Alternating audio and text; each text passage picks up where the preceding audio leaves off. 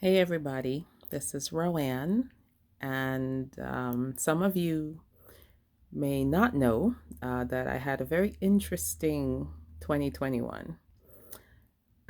So I wanted to share my story, but I'm going to do my best to share it in its entirety. So you can mind me as I read some of my notes. So I want to share the story in its entirety because so much of our society is based on individualism, speciality, and separateness. Car outside. Okay. But we are holistic beings. Everything affects everything. Everything is energy based. And we are to removed from our own selves, from our own power. So I hope this encourages you to seek your own path back to the whole you. I also hope that you will see the serendipity, the divine guidance and timing that was there for me and is there for all of us. I want to start this though about 13 years ago um, when I started with what's very, I guess, traditional self development. Um, I had started in network marketing a little bit before that. Um, but even back then, I had some other health issues that I previously overcame. I used to have episodes of AFib, atrial fibrillation. I had anxiety. I would have panic attacks. I've had to pull off the road driving before. And I got better mostly with nutritional support. But even then, especially because of the anxiety, I think that I knew there was more because I was better, I was calmer, but I wasn't peace filled. Like there was still something I knew wasn't quite there. But that took a bit more exploring for me to find. And I realized that for life to get better, that I had to make myself better, knowledge wise and emotionally. So, Psych-K, which I'm also going to talk about during this, has been integral in my getting better. So, 5 years ago, Psych-K found me, but it's only been about 2 years ago when I took my first basic Psych-K workshop. And I remember sitting in that workshop on the very first day with this knowing that this is all perfect, that the timing for me to be there was perfect. Because if I had been there when I first found Psych-K, when Psych-K first found me, it would not have been the right time for me. So on that very first day, I had this knowing that timing, life's timing is perfect. So let's get to 2021. Interesting year, very. Um, so January, I was doing some contact tracing work. I did that for a few weeks in last December of 2020 into January. Um, and then my regular work didn't happen because of COVID. And in March, I went to DR, which was amazing.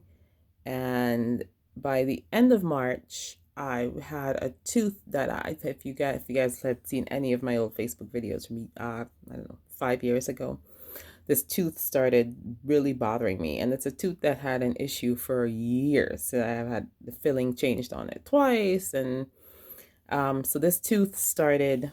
It got to the point where I was like, okay, something's got to happen with this, and I live in South Carolina. My dentist is in New Jersey, where he was my dentist before I moved, and I just refused to get another dentist because he's so awesome and he's holistic. And so I had my tooth pulled. That's what we decided was the best thing to do, was to just take it out.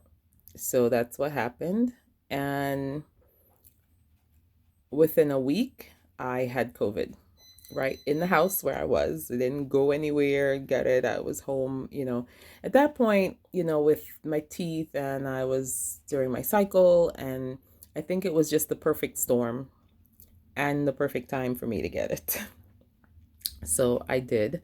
It was pretty rough. I actually ended up traveling before I knew I had it. When I say traveling, like I got in my car to drive back to South Carolina because I had to be there for a work training. And this was beginning of April. I hadn't worked for 3 months, and I was like, okay, let's get back to work because the work is there now. So had COVID, which I had pretty, it was pretty, I mean, I was pretty wiped out when I had it. Um, thank God I was next door to my aunt. She was so helpful making me like garlic concoctions, and I was taking everything I had in the house that I could take, using Psych-K, just doing everything I could. And within a week, I was over the COVID. Yay. But it really wiped me out because I had panic attacks after I had ongoing digestive stuff. Um, like my bowels weren't the same. I had loose stool for months after I had COVID. Um, and I knew the panic attacks and the anxiety was because of the nutrition depletion, with fighting the COVID and all, just everything that happened up to that point. So that I knew what to do for. And within a month, I was fine, like with my teas and, bulking up with nutrition, even though my digestive system wasn't working properly. Um, and digestive stuff is something I've always had an issue with. Like, and I say always, almost always. I remember as young as 11 that I realized, oh my gosh, if I drink this milk at night, the next day my stomach hurt. um, so anyway, um, oh yeah, also by April, I had some big life plans in the works too. And I mean life plans like family and marriage and that kind of stuff. So there was a lot going on. By mid-May, I noticed, yeah, I had gone back to work for the most part. And if anyone know, I was doing field interviewing work. So this is in my car, drive to an area, I'm out in the afternoon doing interviews with people and stuff. It's not strenuous, but it has its own, you know, challenges. Anyhow, by mid-May, I noticed I had a swelling in my abdomen. Um, and I was like, okay, like it was noticeable. I noticed it actually because I have like a teeter hang up. So I got on that. When I went back, it was like, oh, that wasn't there before. Um, and over the next month or so, I did whatever holistic processes that I knew I could do by myself, and I am a certified lifestyle prescription health coach. I had Psych-K, just all the knowledge I've amassed in my life from the time I was reading Self magazine at 16, or, I grew up in the islands. I grew up Seventh-day Adventist. So just natural healing was always been a part of my life. Um, then though, mid-May with the swelling in my abdomen, I even had a few sessions with my integrated doctor who helped me overcome the AFib and stuff. And I've been seeing her for like 12 years. Something interesting was that every time I would work with her in person or remotely, the only thing that kept coming up was the emotional stuff, like past emotional traumas and emotional things about the future. That's literally what kept coming up in our sessions. It wasn't like, oh, my body has this thing or it needs this nutrient, or it wasn't any of that stuff. But anyway, by mid-July, I literally had to quit my job. I couldn't do it anymore. My ability to eat had declined significantly. So like everything, including the food-based supplements that I've used for years, would cause discomfort to my stomach. So I reduced the quantity of what I ate. Like I was just like, well, I'm just going to eat less and just give my stomach less. I was very selective about what I was eating. Tried to keep everything organic. I was familiar with the blood type diet. So I'm like, I'm only going to eat foods beneficial for my type.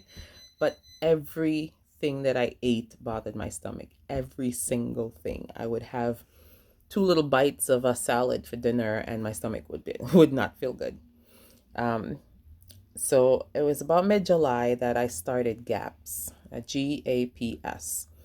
And GAPS is a diet specifically designed to heal and repair your digestive tract, to repair the walls of your digestive tract, to rebalance your microbiome. I started that in July. I will say this because even GAPS coaches say this, that GAPS is hard. GAPS is not the easiest diet to do, because it's very specific. You have to source your foods properly, you have to prepare foods properly. There's no sugar. There's honey, there's other things you can have, but and I started there's a couple of ways, different ways you can do GAPS. You can do what's called full GAPS, which is eating everything that's allowed in the GAPS protocol, or you can do the steps. Like there's steps. You start with like really basic meat stock, and that's what I started with. I didn't know any better. I literally started GAPS because I had gotten to the point where I just couldn't eat anything without bothering my stomach. And one night I had a little bit of bone broth and I felt so good after I had it. But I know bone broth is good for gut health. I've used it for years. I've made it. But that's what got me looking on the internet. I'm like, something's got to repair, because I knew I had holes in my gut. I knew I had damage in my gut from COVID. And that's what I found about gut repair, not just gut health. You find a lot of stuff on the internet about gut health. The GAPS is specifically for repairing your gut walls. Anyway, so I started that.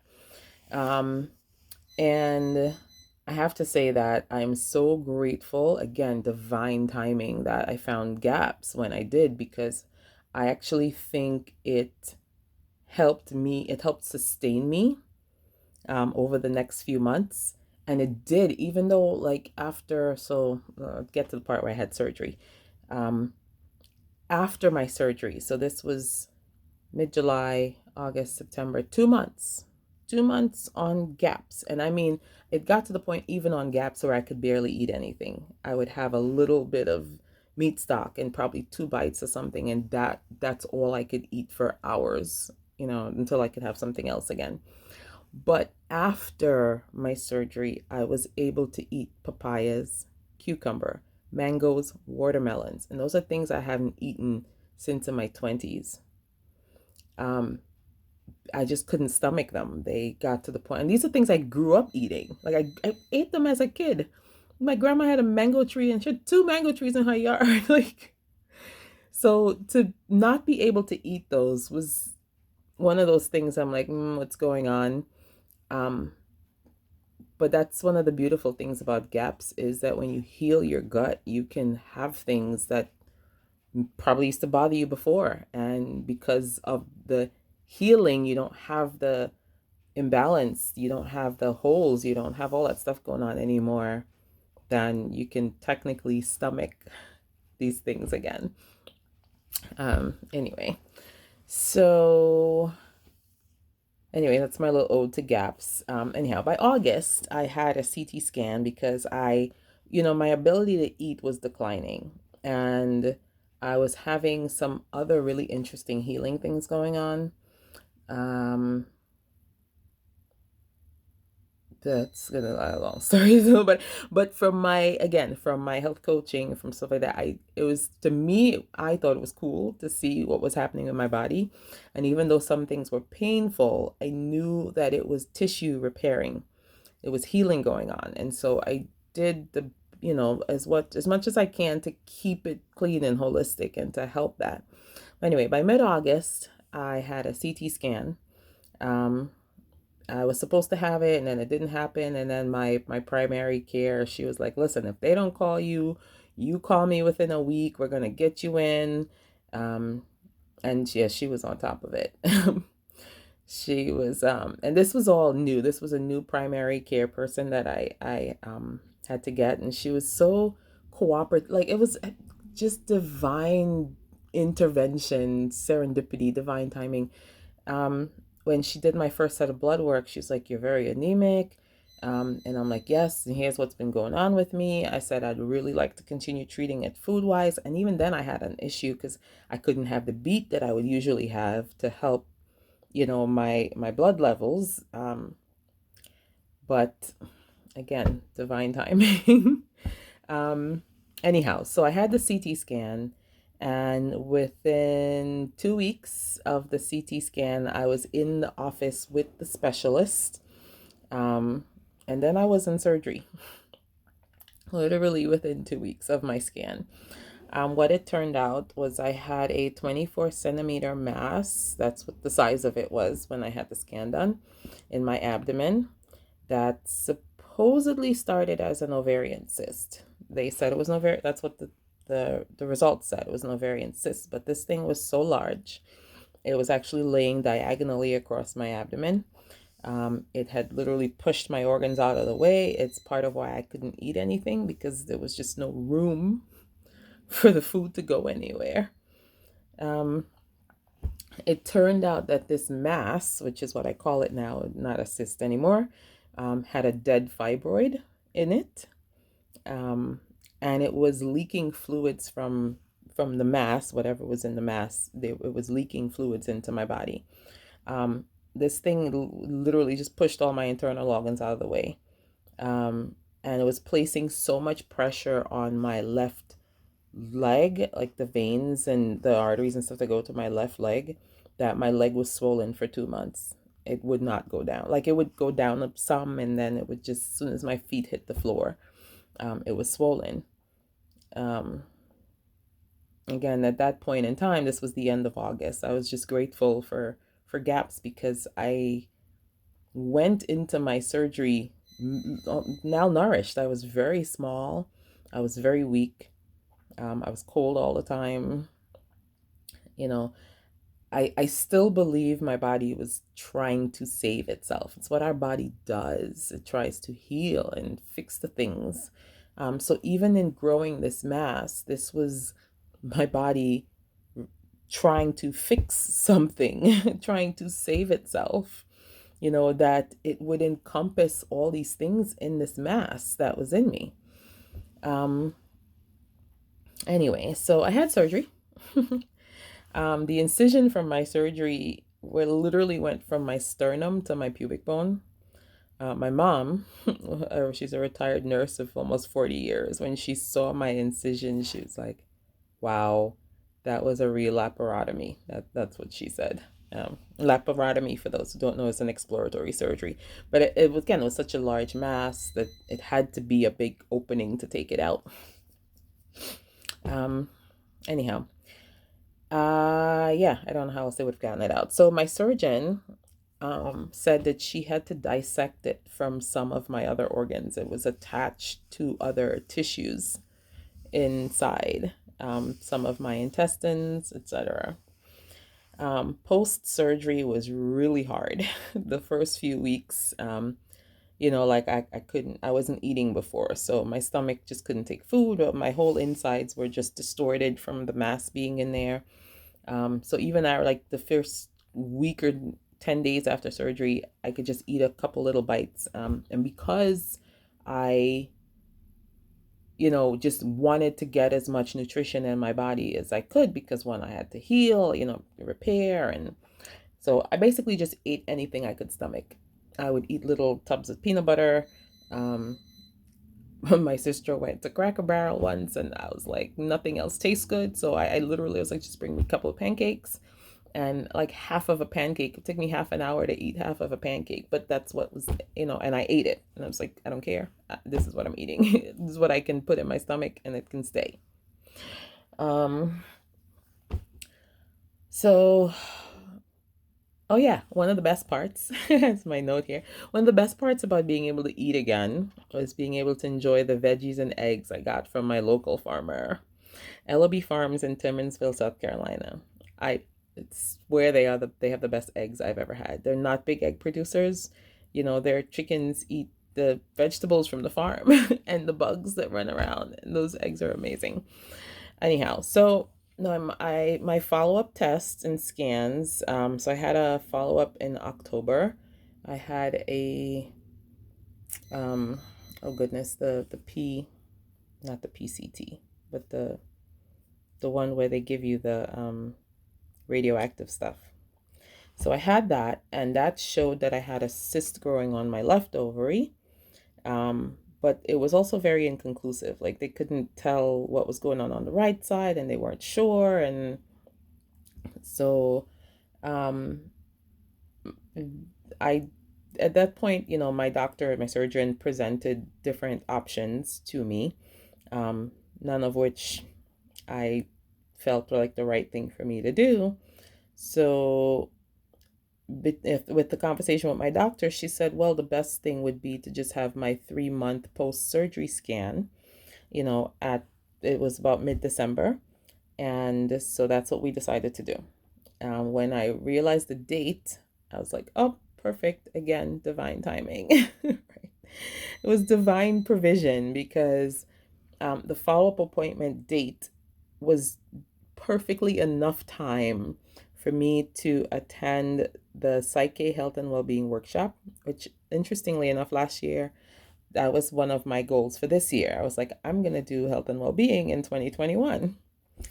And I was also able to attend 2 divine integration retreats before that follow-up scan, which was mid-December. My follow-up scan showed that I had no new growths, no metastases, and everything. I love the word they use. It said unremarkable, which means literally everything is how it was supposed to be. My uterus was the size it was supposed to be. My spine, the spacing between my vertebrae. Like I had a chest and pelvic CT in mid-December, and that's what it said. That everything looked fine. The cyst that was there was no longer there. Um, the side where I had the tissue removed because they removed my right ovary and fallopian tubes, that looked fine. Everything looked good. So now a couple things I want to include in here, and I want to share what I used, and that's really why I started this video, is because folks ask, well, what did you use? And I want to show that the things that we believe will help us will help us. For some people, they're like, I'm going to take all the herbs and that's what's going to work. For some people, I'm going to do the chemo and that's what's going to work. And you know what? That's what I do with people that I work with, or clients that I work with. If you believe this particular thing is going to be the thing to help you, then you go ahead and do that. Because above all, our beliefs are what make the difference. Yes, the herbs help, and yes, the other things help, but our beliefs are the thing that makes the biggest difference. Anyway, so this might sound a little disjointed, but so I was looking over notes from my Psych-K Advanced Workshop, which I did in March of 2020, and I found that I did a process with a slim Rowan. That's what I wrote in my notes. It's called a surrogation. And the end of the year, end of 2020, I do, my one word. I do, what do I want for next year? Kind of, life recap and planning and goal setting and stuff.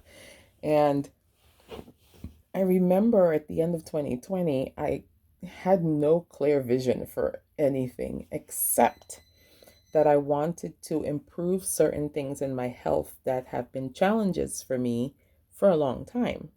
They're at bay, I was holding it at bay, like, yes, I'm constantly taking the enzymes and it helps and my stomach feels great doing that. But I wanted to improve that. The tooth thing, which is tied to our digestive system, I was like, yeah, I've got to fix these things. I want to fix these things in my body. And if I fix these things in my body, I'm going to be a smaller version of myself, size-wise. It just comes with a healthier gut. So that was technically the only goal I could see for myself in 2021.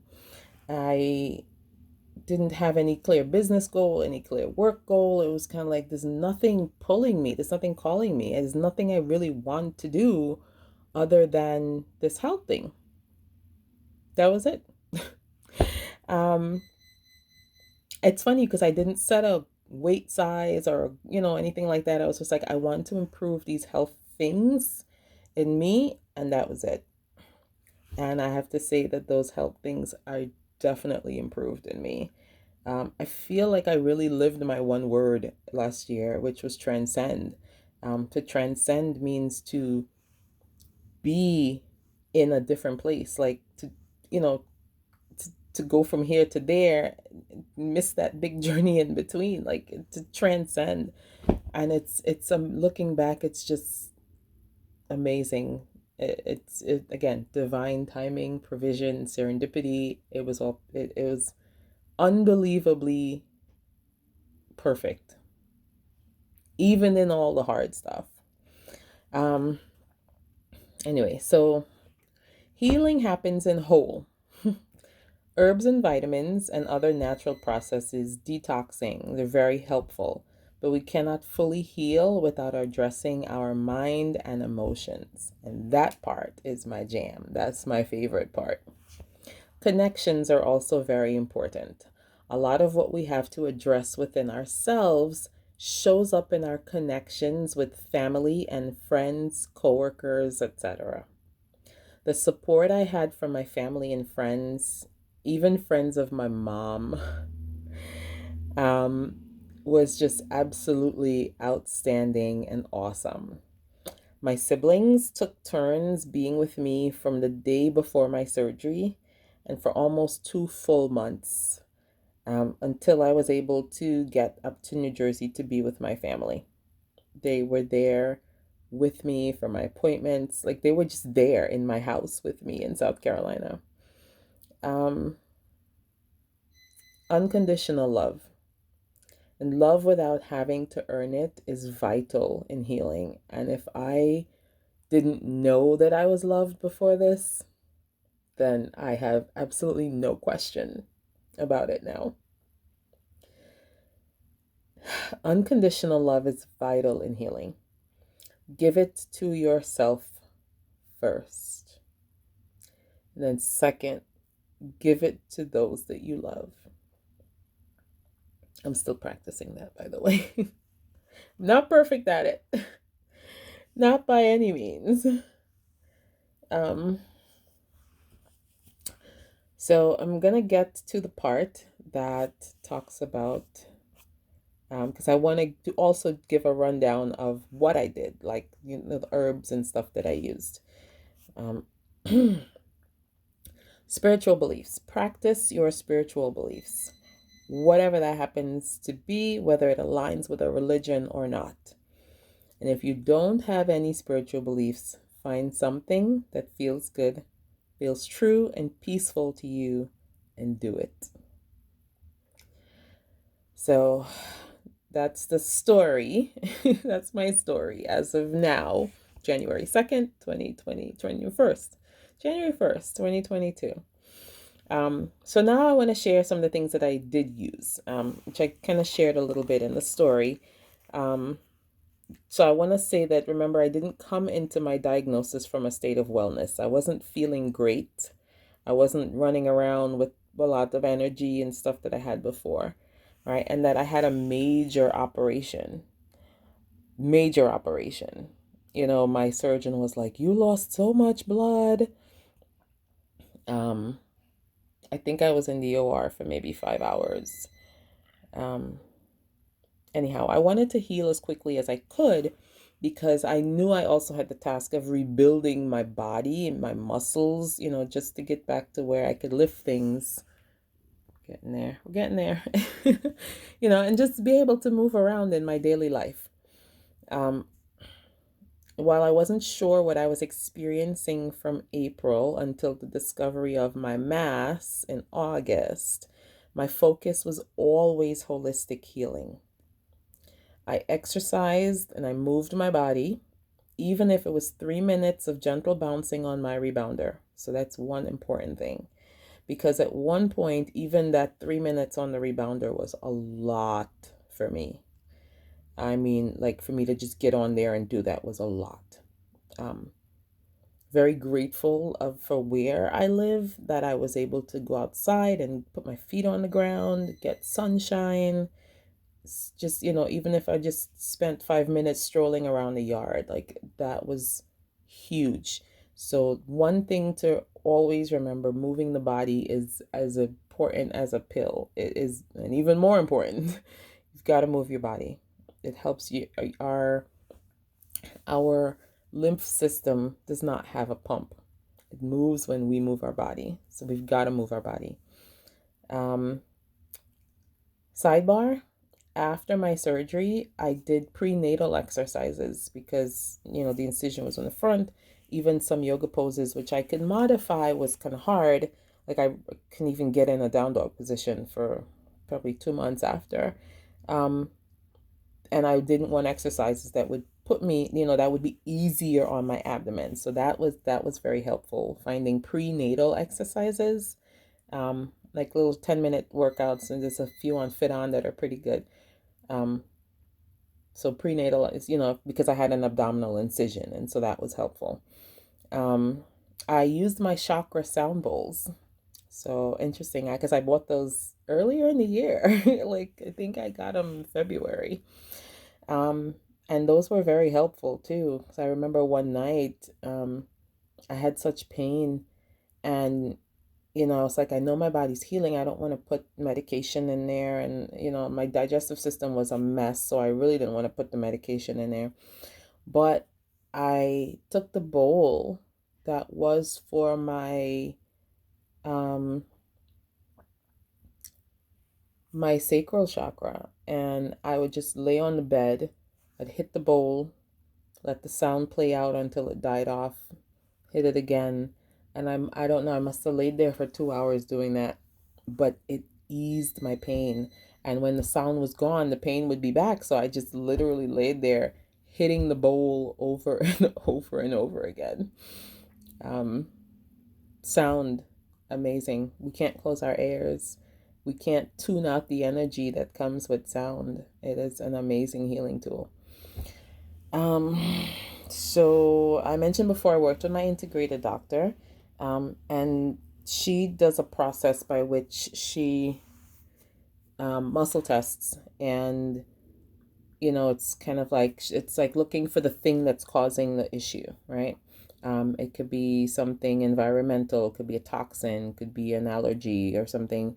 But the thing that kept coming up for me every session we had up until even in August, every session we had was something emotional that was coming up for me to work on. Um, so we did that. We did it. Now for the nutrition part. And most of what I chose to use, I did it just intuitively. From what I knew, some of the stuff came up through muscle testing, some of the stuff came up just intuitively working with my integrated doctor. And like, I remember one particular session, I was telling her I can't drink the beet, in my blood, and now I'm taking the raw liver and whatever, but I need something to help to support my reproductive system, um, which was what the beet used to do. But since I couldn't drink it anymore, and she's like, we're just kind of like, and she's like, well, what else do you know? I'm like, I don't know anything else that I can take. I can't take the black cohosh. I can't take the black cohosh. I can't, and I was doing the GAPS, and GAPS does not recommend you use supplements. So I'm like, and plus my stomach couldn't even take it anyway. And she goes, she came up with it, and she's like, what about some black seed oil? And I was like, huh. And I was like, I happen to have some in a bottle in the kitchen that I got when we cleaned out my brother's apartment. So I had that black seed oil in my cupboard just sitting there for 2 years. um, and I went and got it. We muscle tested it, and it muscle tested perfect. It was like 10 drops, rub it on the opposite side of your abdomen to where the mass was up. Like it was just very specific. But I did that pre-surgery. I did that post-surgery also. A few weeks after I started doing it again. Um, the first night that I touched that black seed oil on me, my body reacted. Like it was like I could feel it. It was like, whoa. As if I drank it, which I didn't. I just rubbed it externally, and to this day I still rub the black seed oil on um, in my on my lower abdomen. Um, all right, so nutrition. um, what I said was there was even emotional learning, healing, and growing in this process of following my intuition about the nutrition that I needed. Because what I had to do was keep myself open to information from all sources. Some sources I did not fully agree with their political beliefs. I'm gonna say it. And there was information from people that I do agree with, you know, just period, that I didn't quite agree with what they shared with me. And I had to choose what I thought was the best thing for myself. Now, my food philosophy of where something comes from is most important. And I think that really played highly into that. And it's kind of why I love gaps, because it's like where it comes from makes the biggest difference. Um, I ate a lot of eggs and I drank colostrum after my surgery. And those two things have a lot of growth factors, which when you get a cancer diagnosis, um, they tell you to stay away from that because you don't want to encourage the cancer to grow. But I wanted to help my body repair quickly from surgery. And so colostrum, fresh colostrum, fresh cow's milk colostrum, and eggs. And I got eggs, like I said, from my local farmer. His chickens eat vegetables from the farm and the bugs. And they are fertilized eggs. The rooster flies around the coop and hangs out with the ladies, and those were the eggs that I ate. They weren't sterilized, they weren't pasteurized, they were literally straight from the farm eggs. Um, the way it should be. The colostrum wasn't pasteurized, wasn't anything, it was raw colostrum. And I love that GAPS has a lot of fermented dairy. The fermented dairy makes it easier for the body to use it. So you're getting high quality fat with all the with less lactose, because when you ferment it, that's what happens. But if you're also using raw base, a raw base, like I would get raw heavy cream and raw milk, um, and ferment that, and that is a whole next level of goodness for your gut. So that's, you can check out gaps.com. I don't get anything for saying that, but I really believe GAPS is an amazing protocol. In terms of supplements, I actually used even less supplements than I did previously. And I try to keep as much of my supplementation food based. So I would make a tea in the morning. This was post surgery. Uh, probably about 3 weeks after surgery was when I started doing this. So I would make a base for my tea. So I would steep either Podiaco or what's called Sir Jason Winter's tea. And that would be the base for what I would use. And I would put dates in, depending on how much tea I was making, 3 to 5 dates. Let that soak, soften a bit. I would blend that. That would be the sweetener for my tea. And dates are also high in lots of awesome things like magnesium and potassium. To that tea base, I would add chaga mushroom powder, beet, reishi, cocoa powder, ashwagandha. Sometimes I would add matcha, a whole coconut butter. So it's literally just like the coconut meat ground up, pureed. So you're getting all the fats and all the other good stuff in it. And I would add a fermented turmeric powder. I would ferment my own turmeric powder. I would just take the powder, put it in some whey, byproduct of all my fermented dairy, and I would sit it on the counter for a few days, stirring it every couple days or so. And so the fermenting helps to make the turmeric more bioavailable. If you just have raw turmeric powder, your body uses about 10% of it. I think that's what I read. But fermenting it and also using it with a fat, hence the coconut puree. Plus, I would add some heavy of my sour cream, the sour cream, the heavy cream, sour cream, to my tea. and that would be my milk. So between the coconut um, butter and the sour cream, sometimes I would add an egg yolk also, and that would be helpful. Just more nutrition, easy for the body to use. Um, some other things that I used were liposomal glutathione. There was a liquid one that I got from Vitacost, and I'll just tell you right now, it tastes and smells terrible. um, I would I would add it to prune juice, and because the prune juice was so strong, prunes also became an amazing friend to me after surgery. They don't tell you about the constipation with the medication. So prune juice and prunes were my best friends after surgery. Um, Vitamin C powder from RNA Reset, because it was a powder. Um, Not crazy because there's a sweetener in it that is not quite GAPS certified, but I needed a good vitamin C. And I liked that their vitamin C had a mix of different things in it, including fruit extracts. So that's what I've been using. I still use my Max B. It's called Max B. It's from Premier Research Labs. I've been using Max B for probably 2 decades. I love that thing. It is a liquid B complex. It is amazing. It's fermented. Um, there's a product called Rehydration Drops. I don't remember who makes it, but I just make like a big concoction with, some water, vitamin C, usually some fresh pressed juice that I've frozen. Um, and I put all my stuff in there: vitamin C, the Max B, the rehydration drops, some magnesium drops, Remag, same from RNA Reset. Something I also took was cod liver oil. That was a GAPS recommendation. Um, I honestly still don't take it daily, but I do take it.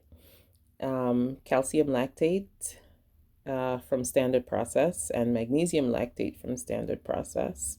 Those were the big things that I took consistently. Um, I have to say, I have not really needed to take regularly the digestive supplements that I used to. I probably within the first couple months of surgery, I took some betaine and I took some of the enzymes that I used to take a few times. That's about it.